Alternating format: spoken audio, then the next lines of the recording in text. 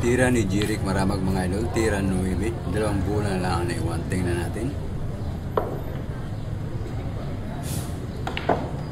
Ayan, hindi nakatakbo ng palapit ang pamato sa Diyos. Napalayo siya. Hindi napalapit ni Jeric. Tingnan natin kung matapos ba ito ngayon sa tira na to. Ayan, sumablay si Jeric. Panahon na ni Gary. Ang tanong, paano yan?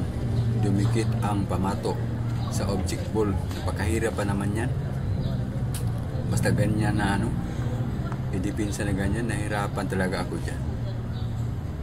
Ayan, tingnan natin kung naidipins ng maayos. Ayan, open ball. Importante rin talaga mga idol ang dipinsa mga idol. Kasi pag hindi maayos ang dipinsa mo, tulad dyan may pasok. Okay sana kung yung pamato dumikit, hindi dumikit eh. Mahigit siyang 2 dangkal ang distansya galing sa gilid ng bilyar. Isa o tingnan nyo, may pasok talaga. Sayang sa dipinsa kung ayos yun. Ayan, panalo na naman si Gary.